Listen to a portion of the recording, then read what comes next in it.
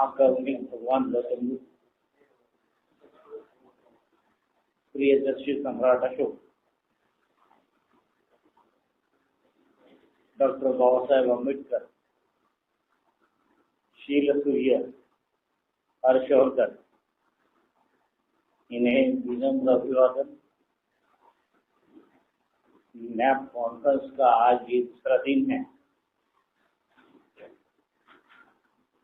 मैं प्रारंभ में ही आदिलाबाद के आयोजक जो है उन लोगों को जिन्होंने खूब मेहनत करके ये नैप कॉन्फ्रेंस आयोजित की है, इसलिए उन्हें धन्यवाद देता हूँ।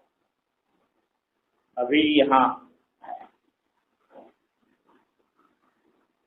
दीन इकहत्तर और सुनील तालीपुत्र, इन्होंने बड़ी महत्वपूर्ण और बुनियादी बातें की।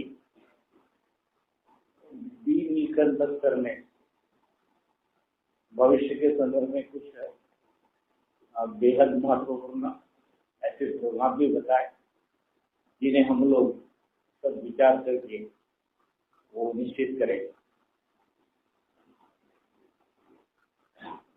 अभी जो विषय है मुझे लगता है भविष्य के संदर्भ में ही है। मित्रों, हम बौद्धों की दो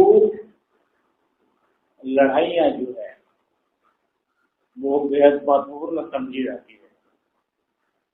एक महाचौदार तालाब का पानी, उसके लिए लड़े थे हम लोग। दूसरा कालाराम मंदिर का सत्याग्रह, और एक बड़ा अंतराल है इन दोनों के बाद में। और 1956 को डॉक्टर बाबा साहेब अम्बेडकर हमें तथागत बुद्ध की शरण में ले जाते हैं और वहां से एक नए पर्व की शुरुआत होती है। अम्बेडकरी आदमी इस नई शुरुआत पर उसको जैसे भी समझता है बोलता चला जा रहा है। पिछले 50 वर्षों में बोलता चला जा रहा है। उसका आकलन क्या है, इसके संदर्भ में वो कितना जानता है, वो शायद उसे मालूम है। लेकिन आंदोलन के संदर्भ में जिस तरह से बातें की जा रही है, जिस तरह से नई नई बातें हमारे सामने आ रही है, हम लोग इस मुकाम पर आकर खड़े रह गए हैं 50 साल में कि क्या हमारा रास्ता जो है वो डॉक्टर बाबा साहब अम्बेडकर का बताया हुआ ही वो रास्ता है जिस पर हम खड़े हैं, या हमने वो रास्ता छोड़ दिया है। संभव है आज बहुत सारे लोग बोलने के कारण हम लोगों के दिमाग में एक बड़ा ही गोलमाल हो गया है। हम समझ नहीं पा रहे कि हमारा रास्ता कौन सा है। इसका एक कारण तो ये है कि बेसिकली अम्बेडकरी आंदोलन में आज जो वक्ता है या आज जो लोग बोल रहे हैं, या तो उन्होंने बहुत गंभीरता से बाबा साहब को पढ़ा नहीं है, समझा नहीं है, या फिर वो बहुत आंदोलन से दूर रहेगा। नहीं, अभी हाल ही में जो लोग आए हैं वो लोग तो ऐसे लोग हैं जिन्होंने आंदोलन के संदर्भ में जो जानकारी है वो बेहद ही ऊपरी तौर की जानकारी रखी है। पिछले वक्त मैं गुजरात में बड़ौदा नाम के एक शहर में गया था, आप सभी जानते हैं। तजिंदर सिंह झल्ली, ये नाम भी आप लोगों ने सुना होगा। तो वहाँ बामसेन के लोगों का वो क्लास ले रहा था और बड़ा ब्लैक बोर्ड था और बहुत सारी लड़ाइयाँ वो समझा के बता रहा था। तो मैंने देखा कि वो लगातार अपना इतिहास पढ़ते हुए, बताते हुए लगातार गलतियाँ कर रहा है। तो मैं वहाँ गेस्ट था वहाँ, और बामसेन और सत्ता सैनिक मिलकर कोई काम करे इस संदर्भ में तजिंदर सिंह दिल्ली के कुछ लोगों ने मुझसे बात की और तजिंदर सिंह दिल्ली ने मुझे बुलाया था। तो गेस्ट था मैं, तो मैंने कुछ 3-4 गलतियाँ उसकी सुधारी। फिर उसके बाद में मुझे ऐसा लगा कि अगर और बोलने लग जाए तो इस आदमी को ऐसा लगेगा कि ये कौन आदमी है जो लगातार मुझे बता रहा है ये गलत है वो गलत है, और उसकी बात में बोला नहीं। अब ये तजिंदर सिंह झिल्ली जो है वो नाम छोटा नहीं है, बड़ा नाम है। एक गुट चलाता है और एक गुट का नेतृत्व करता है, पैसा भी लेता है। नहीं, तजिंदर सिंह झिल्ली ये कांशीराम का लेफ्ट हैंड रहा है। एचएमटी का जितना सारा पैसा वो कलेक्ट करता था वो भी एसपी को जाता था। यानी बड़ा अधिकारी भी रहा है और संगठन में भी बड़ा पदाधिकारी भी रहा है। कांशीराम का बड़ा साथी भी रहा है। ये सारे लोगों को जो मालूम है वो इतना कंफ्यूज करने वाला है कि मुझे लगता है वो सारा का सारा मूवमेंट जो है वो कंफ्यूजन पर ही है। आज भी अगर हम देखते हैं, शायद आप लोगों में से कुछ लोगों ने चमचाइज पढ़ा होगा या नहीं पढ़ा होगा। चमचाइज कुछ लोगों ने प्रारंभ का कुछ हिस्सा पढ़ा है, मुझे लगता पूरा पढ़ा नहीं है। पहली बात तो ये है कि बहुत सारे लोगों ने वो किताब ही नहीं पढ़ा। कहते हैं कांशीराम ने बड़े अकल के साथ, बड़े दिमाग के साथ उस किताब का किया है। मैंने 2-3 बार वो किताब पढ़ा है, 2 या 3 बार से तो वो नहीं पढ़ा। वो किताब जो है वो अभी तक का जो सफर है दलितों का आंदोलन का, उस सफर पर कुछ उसकी कमेंट्स हैं। और वो कमेंट्स करते करते फिर आरएस गवई, फिर खोबरागढ़े, फिर रिपब्लिकन के नेता, इनकी धज्जियां उड़ाते उड़ाते वो आखिरी पन्ने पर आता है।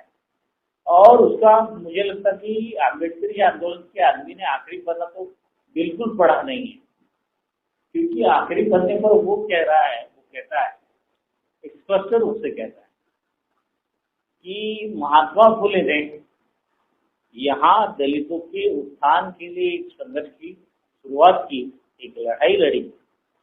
और फिर महात्मा फुले को जब अपनी लड़ाई में सफलता नहीं मिली, क्या कहता है वो कि महात्मा फुले ने दलितों के विकास के लिए, उत्थान के लिए एक लड़ाई लड़ी, और जब उनको उसमें सफलता नहीं मिली तो वो आंदोलन फिर बिखर गया। फिर उसके बाद की लाइन में कहता है, ऐसी ही कोशिश डॉक्टर भीमराव आम्बेडकर ने भी की। क्या कहता है वो, ऐसी ही कोशिश डॉक्टर भीमराव आम्बेडकर ने भी की। दलितों के विकास के लिए, दलितों के उत्थान के लिए डॉक्टर भीमराव आम्बेडकर ने भी एक लड़ाई लड़ी, लेकिन उन्हें सफलता नहीं मिली। क्या कहता है, लेकिन डॉक्टर भीमराव आम्बेडकर को उसकी लड़ाई में सफलता नहीं मिली और फिर वो उनका मृत्यु हुआ। यानी ये दोनों लोग असफल रहे, ये दोनों लोग उनकी लड़ाई में असफल रहे। और उसके बाद में अब ये लड़ाई मुझे लड़नी है। कांशीराम क्या कहता है, अब ये लड़ाई मुझे लड़नी है और सफलता से इस लड़ाई को आगे ले जाना है। यानी बीएसपी क्या है, तो जो महात्मा फुले ने किया जिसमें वो असफल रहे, जो डॉक्टर बाबा साहब अम्बेडकर ने किया जिसमें वो असफल रहे, उस लड़ाई को ये जो है वो आगे ले जा रहा है। यानी उसके बाद का और उससे शुद्ध परिष्कृत स्वरूप है। यानी कांशीराम क्या हो गया, महात्मा फुले अपनी लड़ाई में असफल रहे, बाजू में गए। डॉक्टर बाबा साहब अम्बेडकर अपनी लड़ाई में असफल रहे, वो बाजू में गए। और उसके बाद में अब कांशीराम लड़ रहा है और वो सफलता के नए आयाम गढ़ रहा है। ये उसका आखिरी पेज है। मुझे लगता है चमचाइज में ये जो आखिरी पेज है वो संभवतः हमने पढ़ा नहीं है, संभवतः नहीं पढ़ा, जिसमें वो ये कहता है कि ये दोनों असफल लोग अब गए, कल की बात हो गए। ये दोनों असफल लोग हैं, वो कल की बात हो गए, और हम जो है वो आज की बात है। कांशीराम जो है वो आज की बात है, इसलिए तो वो कहता है कि वो मसीहा है। तो मामला कैसा है कि आम्बेडकरी आंदोलन ऐसा रहा है कि हमारे सामने वो जब आया है तो उसके नेता जैसे जैसे बता रहे हैं हम वैसे ही समझ रहे हैं। हमने खुद ने आम्बेडकरी आंदोलन को उसके बेसिक स्वरूप में कभी ही समझा नहीं है। और मुझे लगता है कि आज भी वो स्थिति जो है, कुछ गिने चुने लोग, यानी समता सैनिक दल है, उस गिने चुने लोगों के संगठन में आता है जिन्होंने कुछ चीजें बेसिकली समझी है।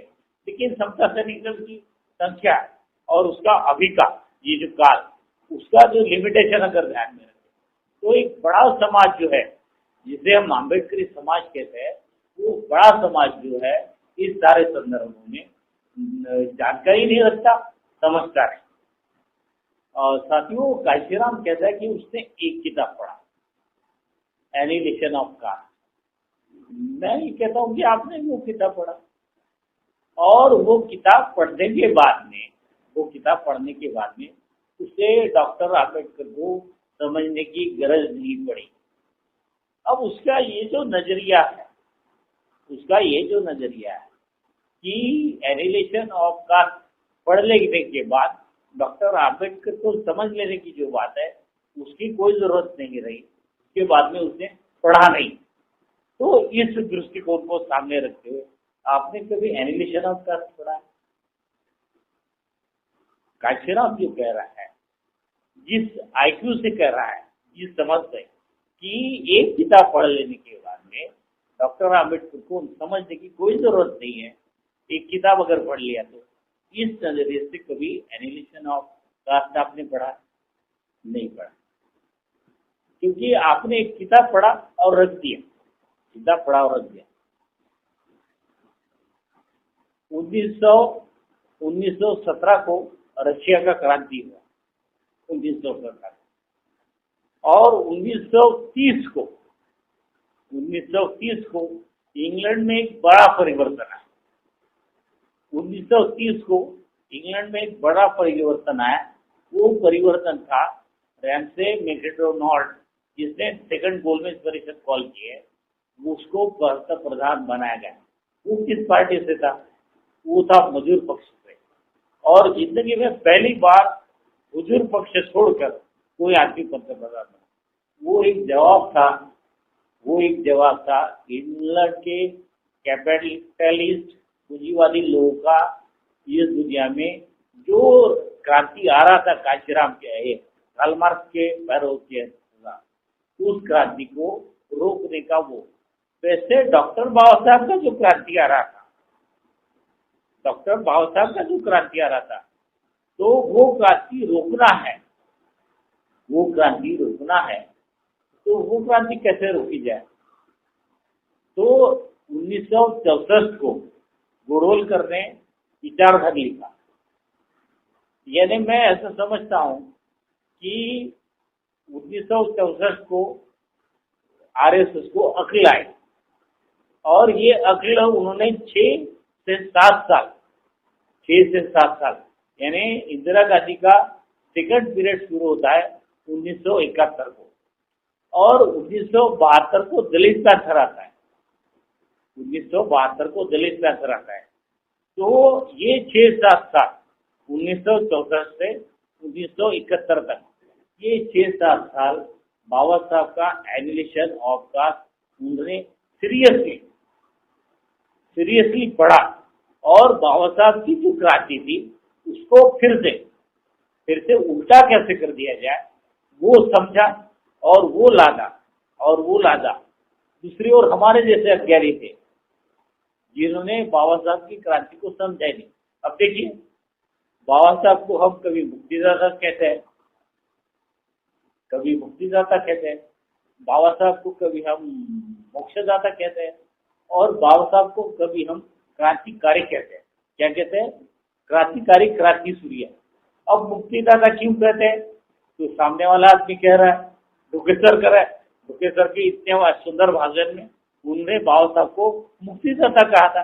फिर मैं भी कहलाता हूँ कि ढुकेसर ने कहा था, यानी बड़ा शब्द है ये, तो मैं भी मुक्तिदाता कह लेता हूँ। फिर मुझे देखकर और दूसरा भी कह लेता है, तो हम बाबा साहब को मुक्तिदाता कहते हैं। जब हम किसी और को सुनने जाते हैं और बड़े सुंदर प्रभावित भाषण को देता है, तो उसमें वो बाबा साहब का उल्लेख क्रांति सूर्य कहता है। वो क्या कहता है? क्रांति सूर्य डॉक्टर बाबा साहब अम्बेडकर। हमको बड़ा अच्छा लगता है हमको बड़ा अच्छा लगता है, ये तो बड़ा सुंदर शब्द है। फिर बाबा साहब को हम क्रांति सूर्य कहते हैं। फिर हमारे भाषण में मैं जब क्रांति सूर्य कहता हूँ तो दूसरा भी आदमी क्रांति सूर्य। अब ये क्रांति सूर्य और मुक्तिदाता और क्रांति सूर्य, इस दोनों में आज के 2010 में क्या फर्क है, इस संदर्भ में हमें किसी ने कभी गंभीरता से सोचा है? समता सैनिक दल के लोगों ने शायद सोचा भी हो, लेकिन क्रांति सूर्य और मुक्तिदाता या मोक्षदाता या जो भी, ये दोनों शब्द अलग अलग है। ये दोनों शब्द अलग अलग है और ये दोनों शब्द हम डॉक्टर बाबा साहब अम्बेडकर को लगाते हैं, ये दोनों शब्द लगाते हैं।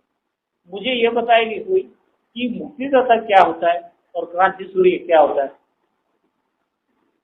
तो हमको क्रांति सूर्य भी बहुत अच्छा लगने लगा है, तो आजकल हम वो महात्मा फुले को भी लगाने लगे, क्रांति सूर्य महात्मा फुले, यानी क्रांति सूर्य बाबा साहब भी है और क्रांति सूर्य महात्मा फुले भी है। फिर तुम्हारा क्रांति सूर्य है क्या? अगर क्रांति सूर्य महात्मा फुले है तो बाबा साहब कैसा क्रांति सूर्य हुआ? और बाबा साहब अगर क्रांति सूर्य नहीं है, बाबा साहब अगर तुम्हारा मुक्तिदाता है, तो फिर वो क्रांति सूर्य कैसे होगा? तो हमें शब्दों के अंदर नहीं है। हम केवल वो 56 की क्रांति में, 56 में वो जो क्रांति की थी, उससे इतने अभिभूत है, उसके इतने कायल है कि शब्दों का हमारे सामने कोई महत्व नहीं।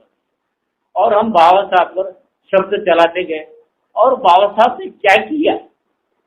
बाबा साहब ने क्या किया? ये क्रांति सूर्य का मतलब क्या है, ये मुक्तिदाता का मतलब क्या है, इस पर हमने कभी सोचा नहीं और आज भी नहीं सोचा। आप 2010 नहीं 15 आने दीजिए, ये शब्दों के मतलब हमें नहीं आएगा, फिर कोई कांशीराम आएगा, फिर कोई कांशीराम आएगा और फिर हम कहेंगे कि कांशीराम क्या महत्वपूर्ण बात कह रहा है। तो सबसे पहली बात यह है कि हम बाबा साहब के जीवन को समझे क्या है। बाबा साहब के जीवन में मुक्तिदाता कैसा है? तो हम देखते हैं कि बाबा साहब ने 1935 को जो धर्मांतर की घोषणा की है, तब वो घोषणा कैसे है कि बाबा साहब ने अब देख लिया कि हिंदू धर्म को बदलने का कोई रास्ता नहीं, ये लोग बदलेंगे नहीं। और फिर बाबा साहब ने वो प्रतिज्ञा की की त्या धर्मात मी जन्म चालू, त्या धर्मात ती मरणार नाही आणि मुक्त आहे। आणि बाबासाहेबांनी गुलामांचे एक वाक्य आहे, गुलामाला गुलामीची जाणीव करून द्या तर तो बंड करून उठेल। अब बाबा साहब गुलाम को गुलामगिरी से मुक्त कर रहे हैं, बाबा साहब गुलाम को गुलामगिरी से मुक्त कर रहे हैं। ये क्या है? ये मुक्तिदाता है। फिर उन्होंने भाषण दिया 31 मई 1936 को मुक्ति कौन पते, उन्होंने एक भाषण दिया मुक्ति कौन पते, यानी बाबा साहब के दिमाग में अब क्या चल रहा है? धर्मांतर करना यानी मुक्त होना, हिंदू धर्म के पीढ़ियों से, वो हिंदू धर्म के जो ये है बंधन, उससे मुक्त होना। इसलिए वो मुक्ति भाषण क्या देते हैं? मुक्ति कौन पते। भाषण क्या देते हैं? मुक्ति कौन पते। समझ लीजिए कि तब बाबा साहब अम्बेडकर जो है वो मुक्ति के संदर्भ में विचार करने वाला एक प्रगल्भ पुरुष है। अब ये प्रगल्भ पुरुष जब आगे बढ़ता है तो 1937 के बाद में, यानी स्वतंत्र मजदूर पक्ष की स्थापना के बाद में, ये मुक्ति पुरुष जो है वो मुक्ति के संदर्भ में विचार करते हुए अपने अंदर एक प्रगल्भ दौर को शुरुआत करता है अपने अंदर। और ये प्रगल्भ दौर जो है वो 1956 तक आता है। ये प्रगल्भ दौर कहाँ तक आता है? ये 1956 तक आता है। और वो मुक्ति पुरुष जो है, ये जो मुक्तिदाता है, ये मुक्तिदाता 1956 को तुमको मुक्त करता है। तो बाबा साहब ने क्या रहना चाहिए? हमारा मुक्तिदाता। फिर क्रांति सूर्य कैसे होगा? क्रांति सूर्य कैसे होगा? तो ये जो मुक्तिदाता है ये 1937 के बाद में उसके खुद के अंदर मुक्ति से आगे बढ़ रहा है, उसके खुद के अंदर मुक्ति से आगे बढ़ रहा है। अब वो मात्र गुलामों को मुक्त करने वाला स्पार्टाकस नहीं है, गुलामों को मुक्त करने वाला, गुलामों के लिए लड़ने वाला एक आदमी नहीं है। अब वो चाह रहा है कि वो क्रांतिकारक बने। तो अंदर एक परिवर्तन आ रहा है बाबा साहब अम्बेडकर के अंदर, तो परिवर्तन आ रहा है, वो क्रांतिकारक का परिवर्तन। तो यहाँ समझ लीजिए कि मुक्तिदाता ये तुम्हारी बाह्य जो बंधन है, बाह्य जो गुलामी है उसको तोड़ देता है। लेकिन क्रांतिकारक जो है वो तुम्हारे अंदर और बाहर दोनों एक नया परिवर्तन खड़ा करता है। क्रांतिकारक क्या करता है? तुम्हारे अंदर और बाहर एक नया परिवर्तन खड़ा करता है। मुक्तिदाता नहीं करता। मुक्तिदाता बाहर के सारे बंधन तोड़ता है, अंदर के बंधनों पर बात नहीं करता हूँ। डॉक्टर बाबा साहब अम्बेडकर ने क्या किया? 1956 को तुम्हारे अंदर के भी बंधन तोड़े और तुम्हारे बाहर के भी बंधन तोड़े। बाहर के बंधन हिंदू धर्म से संबंधित है, अंदर के बंधन तुम्हारे मन से संबंधित है, जिस तक तुम जा नहीं रहे हो। लेकिन शब्द सही है, क्रांति सूर्य जो है वो शब्द सही है, लेकिन शब्द का मापदंड आपके दिलों में नहीं है। आपके दिलों में मुक्तिदाता का मापदंड भी नहीं है। आपके दिलों में वो गुलामी है जिससे आप मुक्त हो गए। लेकिन 1956 के बाद में आपको कहाँ चलना था? आपको क्रांति की ओर चलना था। तो तुम्हारे अंदर के जो शोषण की सारी प्रक्रिया, फिर वो मानसिक रहे शारीरिक है, तुम्हारे अंदर में जो चलती है वो भी प्रक्रिया के बंधन तोड़ते हैं और तुम्हारे बाहर के बंधन भी तोड़ते हैं, यानी फिर तुमको क्रांतिकारक बनना। मामला ऐसा हुआ कि आज बाबा साहब के बाद में कितने साल गए? बाबा साहब के बाद में हमने 53-54 साल का सफर किया, और ये 53-54 साल में भी हम हिंदुओं की गुलामी से मुक्त हो गए। कुछ लोग हरिजनों जैसा व्यवहार करते हैं, उसका कारण है थोड़ा बाद में ही करते हैं, लेकिन हम वो बंधन मुक्त हो गए। अंदर के जो बंधन थे, हमारे अंदर के बंधन जैसे के वैसे कायम, और वो अंदर के बंधनों को तोड़ न पाने के कारण हमारे यहाँ जो बोलने वाला है उसने अपने ढंग से बोला और हम उसको फॉलो करते गए। फॉलो कहाँ तक करते गए कि फिर आकर हम सारे बंधनों को तोड़ने का बाजू में जाने दी, सारी गुलामी को छोड़ने का बाजू में जाने, सारे बंधनों को भी नहीं तोड़ पाए, सारी गुलामी को भी नहीं छोड़ पाए। और फिर लेकिन एक जागरूक हो गए थे, आंखें खुल गई थी, और फिर उन आंखों ने लड़ने का एक माध्यम चुन लिया। वो माध्यम है पॉलिटिक्स। वो माध्यम क्या है? पॉलिटिक्स। और पिछले 50 या 54 साल से तुम लगातार पॉलिटिकल अंदर बाहर उसे छोड़कर कुछ नहीं कर रहे। यानी तुम्हारे अंदर का जो मुक्ति हुआ है वो क्रांति की तरफ कभी नहीं गया। तुम्हारे अंदर जो मुक्ति हुआ था 1956 को, वो क्रांति की तरफ नहीं गया। तुम्हारे अंदर का मुक्ति पॉलिटिक्स के तरफ गया, और तुम्हारे अंदर का मुक्ति जो है इसलिए बौद्ध तक भी नहीं गया, क्योंकि बुद्ध तक अगर तुम निकलते, वो स्टार्ट था 14 अक्टूबर 1956, ये क्रांति की दिशा में चलने का प्रारंभ था, पहला कदम था।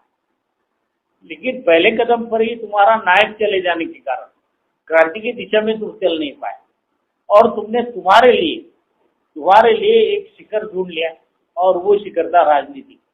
और वो राजनीतिक शिखर के तरफ जाते हुए तुम्हारे अंदर का मुक्ति होना भी गुलामी में बदल। मैं आम्बेडकरी आंदोलन को क्यों कह रहा हूँ ये, कि आम्बेडकरी आंदोलन आज बुद्ध की ओर जाने का जो रास्ता है, यानी क्रांति की ओर जाने का जो रास्ता है, उस रास्ते पर नहीं चल रहा। आम्बेडकरी आंदोलन आज वो जो 56 का मुक्ति दिन था, उस 56 के मुक्ति दिन से उल्टा चल रहा है। अभी हम किधर जा रहे हैं? धीरे गलत ध्येय को सामने रखने के कारण हम फिर से एक उल्टा सफर कर रहे हैं। कल की गुलामी जो थी वो हमारी जात से थी, कल की गुलामी जो थी वो हमारे भविष्य के साथ थी। आज की गुलामी जो है वो दृश्य गुलामी नहीं है।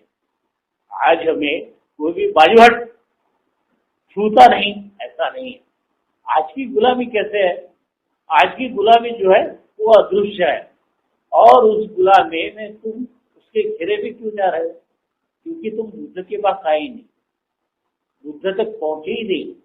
बुद्ध तुम्हारी फोटो है, तुम्हारे घर का बुद्ध जो है ना वो तुम्हारी फोटो है। तुम क्या करते हो? बुद्ध तक जाने की बात करते हो, तुम क्या करते हो? तो आम्बेडकरी समाज का आदमी जब सवेरे उठता है तो बुद्ध तक जाने के लिए एक अगरबत्ती लगाता है। वो क्या करता है? बुद्ध के तक जाने के लिए अगरबत्ती लगाता है। त्रिशरण पंचशील बोलता है, त्रिशरण पंचशील बोलता है, और त्रिशरण पंचशील से और थोड़ा आगे बढ़ा तो एक दो पंचशील वो फॉलो भी करता है, एक दो पंचशील फॉलो भी करता है। बुद्ध की फॉलो नहीं करता, एक दो त्रिशरण पंचशील फॉलो करता है और वही उसका स्टॉप होता है। और 50 सालों में राजनीति की गलत दिशा में चलते हुए राजनीति को हमने अपना अविभाज्य अंग बनाया। मुझे ये बताइए कि 1956 की क्रांति बाबा साहब अम्बेडकर ने किसने कौन सी राजनीति के तहत की थी? 1956 की क्रांति बाबा साहब अम्बेडकर ने इसके तहत की थी। कौन सी राजनीति? कोई राजनीति नहीं थी। वो राजनीतिक कक्षा के कोई ये नहीं थे, वो कोई नॉमिनेटेड नहीं थे, वो कोई सरकार के कोई ये नहीं थे। लेकिन बाबा साहब अम्बेडकर ने जो किया वो हमको इसलिए नहीं समझा क्योंकि हम राजनीति के बहुत फॉलोअर हैं। तो मुझे एक बताइए कि तुम्हारा बौद्ध होना जो है, तुम्हारा बुद्ध होना जो है, तुम क्या आज बुद्ध हुए हो? हमारे अंदर ही हम पूछ ले, हमारे समाज से हम पूछ ले, क्या हम बुद्ध हुए हैं?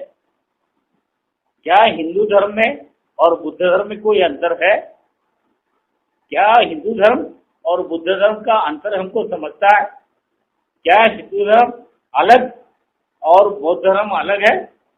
क्या हम घर से बाहर निकलते वक्त मैं बाबा साहब अम्बेडकर का बुद्धिस्ट हूँ ऐसा कहते हैं?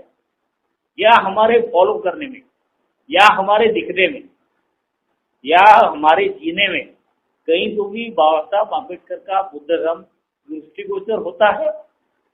नहीं। उल्टा राजनीति करते करते हम इस परिभाषा तक आ गए, अभी जैसे एक बहुजन की बात चली थी, ऐसे इस परिभाषा तक आ गए कि केवल शेड्यूल कास्ट के भरोसे राजनीति नहीं हो सकती। हमको दूसरी जातियां भी साथ लेनी होगी, हमको दूसरी जातियां भी साथ लेनी होगी। और इसलिए क्या किया हमने जय भीम को बाजू में डाल दिए और मूल्यवादी बन गए। जय मूल्यवादी बोलते हैं, यानी बुद्धिस्ट आंदोलन जो था उसको छोड़ क्यों दे रहे हैं हम?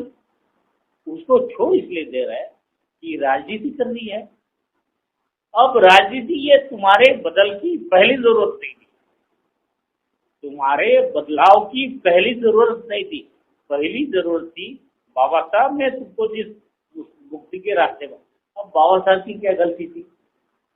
बाबा साहब तुमको क्रिश्चियन बना सकते थे, क्रिश्चियन बना सकते थे तो फिर तुमको बाबा साहब को तुमने क्रांतिकारक नहीं कहा रहता, क्रांति सूर्य नहीं कहा रहता। बाबा साहब मोहम्मद पैगंबर बन गए रहते। अगर बाबा साहब मुसलमान होते तो मोहम्मद पैगंबर बन गए होते। यानी बाबा साहब को क्रांति सूर्य वगैरह बोलने की कोई जरूरत नहीं पड़ती। बाबा साहब क्रांति सूर्य क्यों बने हैं? क्योंकि बाबा साहब ने उसके बाद का जो सफर बताया वो सफर इस मानवता का अंतिम लक्ष्य है। इस मानवता का अंतिम लक्ष्य क्या है? बाबा साहब ने बताया हुआ सफर, और वो कुरान में नहीं है, वो बाइबल में नहीं है, वो किसी धर्म ग्रंथ में नहीं है।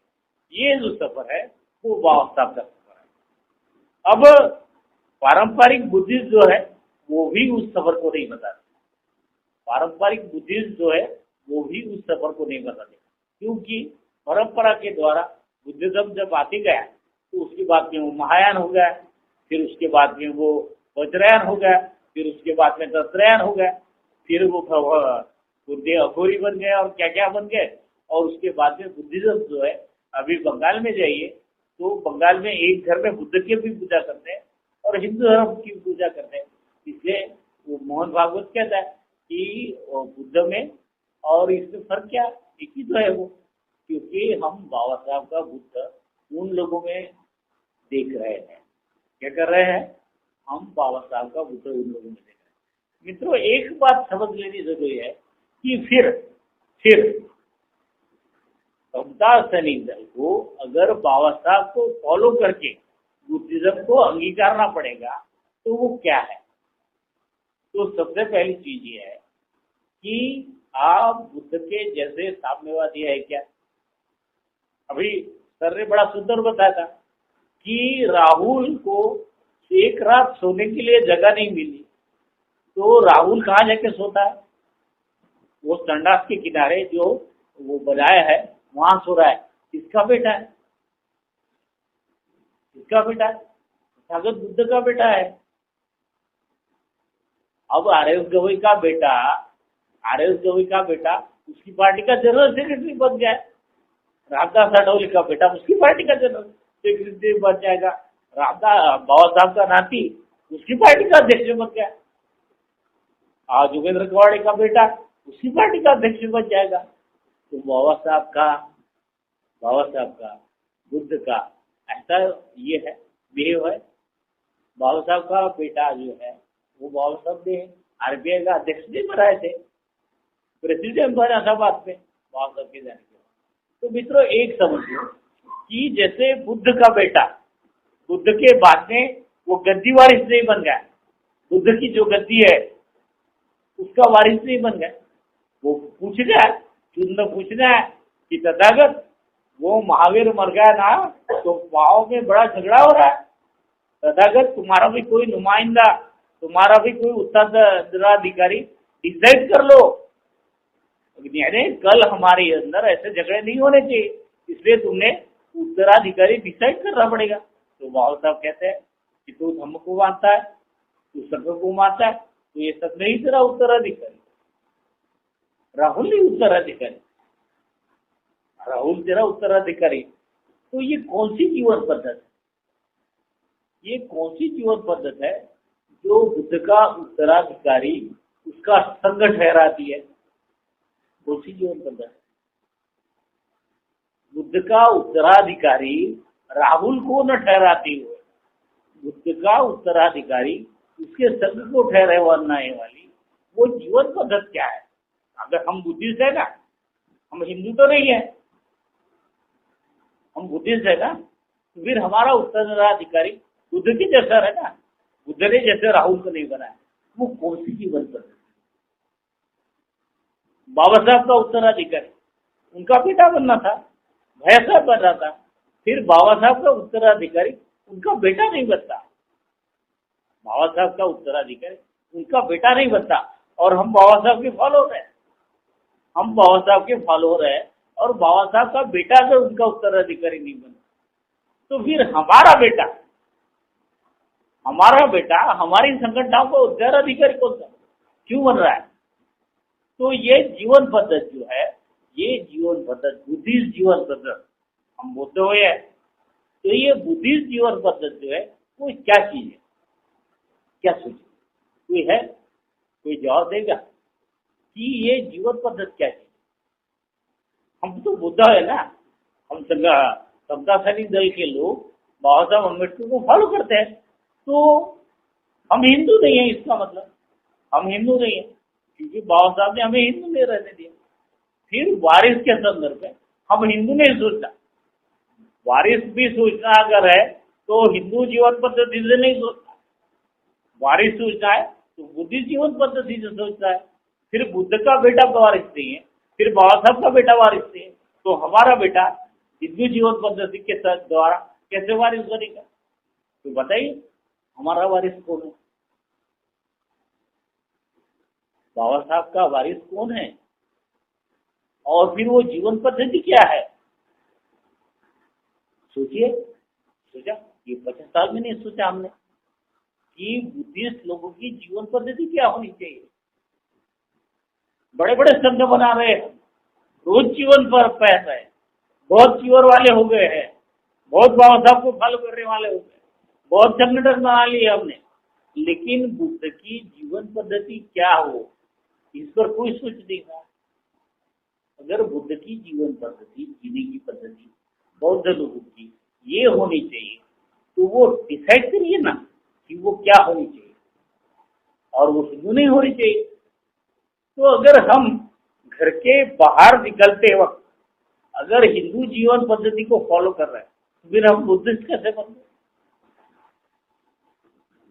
और इसका जवाब नहीं मिला, क्योंकि जवाब करना मुश्किल है। हमको जवाब मालूम है, सबको ही ये जवाब मालूम है, लेकिन कोई उसे फॉलो करना नहीं चाहता। भौतिकता ने हमें ऐसा जकड़ लिया है कि डायरेक्टली हम सारी गालियां दे अमेरिका को, डायरेक्टली हम सारी गालियां दे हिंदुओं को, लेकिन फॉलो करते वक्त हम अमेरिकन भी है, और फॉलो करते वक्त हम हिंदू भी है। फॉलो करते वक्त हम हिंदू भी है। देखिए, जैसे एक आधा हिंदू बहुत बड़ा घर बनाता है, 3 मंजिले का, 4 मंजिले का, और बड़ा सुखी हो जाता है, ये घर बना है। बौद्ध भी वही कर रहा है, बड़ा आनंद आ रहा है उसको घर बनाने में, और वो फॉलो किसे कर रहा है? बुद्ध को, जो अपना महल छोड़ के निकला था। वो बोलता क्या है? मैं बुद्ध का फॉलोअर हूँ, और घर बना रहा है, मंजिले पर मंजिले बना रहा है, मंजिले पर मंजिले बना रहा है। तो बुद्ध की जीवन पद्धति क्या होगी? है कोई जवाब हमारे पास? सर दावड़े सर, उस दिन एक सवाल किया था मैंने आपको, बताइए कि बुद्ध आदमी की क्या जीवन पद्धति होनी चाहिए? बुद्ध आदमी की जीने की क्या पद्धति होनी चाहिए? और बुद्ध आदमी वो जीवन पद्धति फॉलो नहीं कर रहा, फॉलो कर रहा है हिंदू जीवन पद्धति। हमारा शोषण बढ़ इसलिए ही रहा है, हमारा कंफ्यूजन बढ़ इसलिए ही रहा है कि हमने स्वीकार तो लिया कि 1956 को बाबा साहब के साथ खड़े रहे, हमने बुद्धम शरणम गच्छामि किया संगम, लेकिन जीवन पद्धति जो है वो बाबा साहब की जीवन पद्धति हमने नहीं स्वीकारी, किसी ने स्वीकारी। तो वो जीवन पद्धति क्या है? वो जीवन पद्धति है समूहवाद। वो जीवन पद्धति क्या है? समूहवाद। बुद्ध खुद के बारे में नहीं सोचते कभी, बुद्ध पूरे विश्व संघ के बारे में। बुद्ध को जब बहुत बेहतरीन चीवर दिया गया कि राजा को लगा कि सत्कार करो, बाबा साहब का सत्कार है, बुद्ध का सत्कार करो, और बुद्ध का सत्कार कैसे किया जाए? तो खाना तो दिया ही उससे, सबने खाना भी खाया, लेकिन बुद्ध को बड़ा सुंदर चीवर दिया। तब तक चीवर जो है वो टुकड़ों से बिना जाता था, और फिर वो टुकड़ों में रख दिया जाता था, और फिर वो चीवर पहना जाता था। तो बुद्ध को उसने वो चीवर दिया। अब बुद्ध के सामने सवाल आया कि मैं संघ चालक, मैं ये चीवर पहनूंगा, और मैं जिस संघ को चलाता हूँ वो संघ के लोग टुकड़ों से सिया हुआ चीवर पहनेंगे। तो बुद्ध ने उस दिन नियम बनाया कि अगर दान में चीवर मिलता है तो लेने की अनुमति है, यानी नियम का फॉलो मैं भी करूंगा और तुम भी करना, नहीं तो मेरे लिए अलग नियम और तुम्हारे लिए अलग नियम। यानी मैं तुमको शराब छोड़ो, बुद्धिस्ट आदमी ने शराब नहीं पीना चाहिए, और अपने घर में शराब पी लो, है ना? यानी हम बताते हैं, खूब बुद्ध का ज्ञान बताते हैं, और फॉलो कर रहे हैं एक अलग ही ट्रेंड, वो ट्रेंड है हिंदू ट्रेंड। तो हिंदू धर्म में व्यक्ति की सेवा, अपना सुधार, संसार की सेवा, ऐसे ये लिखे गए थे। युवा निर्माण योजना ने बीच में सारे देश में एक वाक्य हर एक दीवार पर लिखा था, अपना निर्माण संसार की सेवा है। ये तुम अपने लिए बना लो, तुम अपने लिए बना लो, तुम अपना महल बना लो। आज भारतीय घटना कैसे चल रही है? आज भारतीय घटना कैसे चल रही है? राहुल गांधी स्लीपर पहन के घर में जाता है तो राहुल गांधी कहते हैं अरे बाप रे, स्लीपर पहन के, स्लीपर पहना उसने, अरे सारा संसार स्लीपर पहना है। अरे किसानों को तो वो भी नहीं मिल रहा है, वो किसानों पर नहीं, राहुल गांधी स्लीपर पहना। राहुल गांधी यवतमाल के एक गांव में गया तो अरे बाप रे, गरीब के झोपड़े में गया। क्यों क्यों? हाड़ामास गई है ना, राहुल गांधी हाड़ामास गई है ना। फिर अगर वो गरीब के झोपड़े में गया तो क्या आश्चर्य कर लिया? अरे गरीब वो उस झोपड़े में रहता है, लेकिन वो घर की रोटी जब दी गई तो राहुल गांधी को जितने रोटी तो खाई, लेकिन खाने से पहले टेस्ट करने के लिए राहुल गांधी के साथ जो टेस्ट का एक ग्रुप चल रहा था, उसने राहुल गांधी के लिए वो रोटी टेस्ट की कि जहर तो नहीं है, रोटी ठीक ठाक तो नहीं है, राहुल गांधी का पेट तो खराब नहीं होगा, खा सकते हैं ना ये जानवर का खाना? राहुल गांधी 2-3 निवाले खा सकता क्या? फिर उसका टेस्ट कर ले, फिर लगा नहीं नहीं ठीक है, ये रोटी राहुल गांधी 2-3 निवाले खा सकता है, मरेगा नहीं उससे। 2-3 निवाले खाने से राहुल गांधी मरेगा नहीं, इसलिए सारी जिंदगी जो रोटी कलावती खा रही है उसके 3 निवाले राहुल गांधी ने खाए बराबर। सारे देश के पेपर छाप रहे हैं कि देखिए कितना महान है राहुल गांधी कि यार गरीब के घर के 3 निवाले और मरा नहीं। राहुल गांधी मरा नहीं, इसलिए इसको देश का पंतप्रधान बनाओ। क्या करो? गरीब के घर के 3 निवाले खाए। तो ये है जीवन पद्धति, ये हिंदू जीवन पद्धति और हमारी बुद्धिस्ट जीवन पद्धति।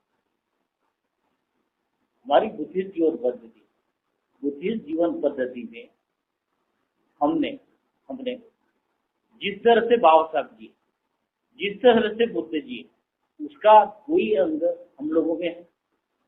हम उतना ही करप्शन करते हैं, हम उतना ही करप्शन करते हैं, हम उतने ही व्यभिचारी है, हम उतने ही चोर है, हम उतने ही करप्ट है, और हम बुद्ध के फॉलोअर हैं, बाबा साहब के फॉलोअर। बुद्ध हम गुमराह है क्यों? हम लोग सफल क्यों नहीं हो रहे? इसका बेसिक ये है कि फॉलो करते वक्त बुद्धिज्म जो है हमने घर में बंद कर लिया और फॉलो वो करते वक्त हम हिंदुओं के फॉलोअर हैं। और बताने के लिए हम बुद्धिस्ट है। सोनिया गांधी को समझ में आ गया कि ये तो नकली है ये लोग, ये तो हमको ही फॉलो करते हैं। इसलिए हमने हमारी कास्ट में, मुझे अभी कास्ट ना, तो हमारे कास्ट में सभी नहीं गवर्नमेंट की सुविधा मिलने के लिए सारे कास्ट सर्टिफिकेट पर हमने मार करा ली। अरे तुम बाबा साहब के साथ अलग निकले थे, बाबा साहब के साथ तुम बुद्ध हुए थे, बाबा साहब के साथ चलने का वादा किया था, लेकिन बाबा साहब के साथ चलने का वादा बाबा साहब के गए बराबर छोड़ दिया और अपनी सारी कास्ट पर हमने वो महार लिखा। थोड़ा आंदोलन किया हमने, अरे नहीं यार ये पूरा महार जो है ना वो अच्छा नहीं लगता तुमको। पंजाब राव क्या चंबरकर, पंजाब चंबरकर और वो मिश्राम का केस मालूम होगा कि जब प्रॉब्लम उठा था तो मिश्राम ने अपनी कास्ट सर्टिफिकेट पर महार लिखा था। तो ये चंबरकर ने जब उसे चैलेंज किया कि ये बुद्धिस्ट हुआ था, उसने कहा नहीं मैं महार हूँ और महार इसलिए मुझे शेड्यूल कास्ट का वो जो पॉलिटिकल हक है उस पर लड़ने का ये है। फिर वो केस सुप्रीम कोर्ट में गई। भला हो गजेंद्र गढ़कर का कि गजेंद्र गढ़कर ने बाबा साहब के धर्मांतरण को राजनीति नहीं है ऐसा कहा, नहीं तो हम कहाँ रहते? बाबा साहब का धर्मांतर क्या बन गया रहता? मिश्राम ने ही कुआं खोदा था, यानी गड्ढा खोदने वाले भी हम ही है। और बाबा साहब का धर्मांतर कहाँ गया था, रह गया रहता? अगर गजेंद्र गढ़कर, अगर वो जो हाईकोर्ट का नहीं ये है डिसीजन, वही डिसीजन अगर गजेंद्र गडकरी ने दिया रहता तो बाबा साहब के धर्मांतरण को राजनीतिक धर्मांतरण था ऐसा कहा गया होता और हमारा बुद्ध जो वो राजनीति रहती। चलो चलो गजेंद्र गडकरी को छोड़ देते, लेकिन क्या आज हम हार रही हैं? क्या आज हम हार रही हैं? हार है, हमारी सर्टिफिकेट ही नहीं, हमारी पूरी जीवन पद्धति में। मैं आप लोगों से विनती कर रहा हूँ कि अगर हम समता सैनिक दल को लेकर आगे बढ़ने का सोच रहे हैं तो बुद्ध का वो सहजीवन जो है, व्यक्तिवाद नहीं, बुद्ध का वो जो सहजीवन है वो हमारे जीवन में हमको अंगीकारना होगा। बुद्ध का वो जो है जीने का पद्धत, उसको हमारे अपने जीवन में हमको उतारना होगा। बाबा साहब का नॉन करप्टनेस, बाबा साहब का वो नॉन करप्टनेस जो है कि एक ठेकेदार वो यशवंतराव को सर्विस देने के लिए बाबा साहब को ब्रीफ देना चाहता है नौकरी की, यशवंतराव को नौकरी की, जिसको उन्होंने ठुकरा दिया। हमको ठुकराना होगा, लेकिन ऐसे जीने में हमको रास्ता तो नहीं मिलेगा। बहुत कांटे पड़े हैं इस रास्ते पर और कांटे हमारे पाँव में चुभेंगे। मैं तुम लोगों से ये कहता हूँ कि थोड़ा सा मन पक्का कर लीजिए। अब ऐसे भी आरक्षण जो है, अभी उसका भी आरक्षण का ये जो है, जिसके प्रलोभन के कारण हम लोग बुद्ध के मार होते जा रहे थे, वो वैसे भी खत्म हो रहा है, वो वैसे भी खत्म हो रहा है। तो मुझे लगता है खत्म होने दीजिए, लेकिन तुम बौद्ध तो बन जाइए। तुम तुम्हारे स्वाभिमान के साथ जब जीना शुरू कर दोगे, मुझे वो अभी 2 दिन पहले ही चंदर के गांव गए थे, 150 लोग खड़े हैं और अकेला चंदर आ रहा है और जिस स्वाभिमान के साथ वो 150 लोगों को जवाब दे रहा है कि 150 लोग अपना रास्ता बदल दे रहे हैं। लेकिन वही चंदर जब अपने जीवन में करप्शन लाता है तो उसका खात्मा भी हो जाता है। मित्रों, हमारा खात्मा जो है हमारे जीवन में, ये हिंदुइज्म जब अगर हम स्वीकारेंगे तो हमारा खात्मा हो जाएगा, बाबा साहब के धर्मांतर का खात्मा हो जाएगा।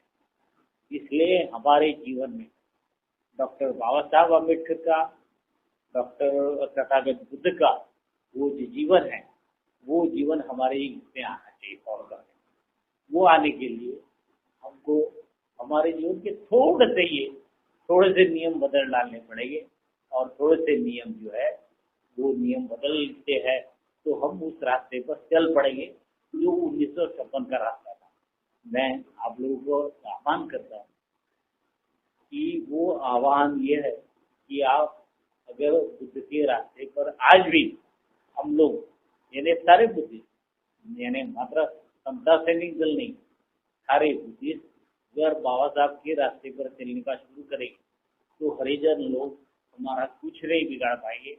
मित्रों, दुनिया आज जिस तरह के संकट में आई है, वो संकट कुछ दिनों के बाद में नष्ट होगा। कुछ दिनों तक यहाँ की भौतिक व्यवस्था है दुनिया की, वो भौतिक व्यवस्था राज करेगी हम पर, और मुझे लगता है कि उसका एक अंत आएगा। वो कोई आसमान से नहीं आएगा। भौतिकता अपने ही अंदर इतनी जकड़ जाएगी कि भौतिकता को कल रास्ता नहीं मिलेगा, और तब बुद्ध ही है जो वो रास्ता दिखा सकते हैं। उस दिन चेतन का रहना, जिंदा रहना बहुत जरूरी है। उस दिन सुनील का जिंदा रहना बहुत जरूरी है, और उस दिन चेतन और सुनील के दिल में डॉक्टर बाबा साहब अम्बेडकर का जिंदा रहना भी बड़ा जरूरी होगा। अगर वो बाबा साहब का दिल लेकर अगर जीते हैं तो वो रास्ता दिखा पाएंगे। अगर हम बाबा साहब का रास्ता छोड़कर अगर जीता रहते हैं तो कोई फायदा नहीं है, फिर दुनिया नहीं बचेगी। जय हिंद।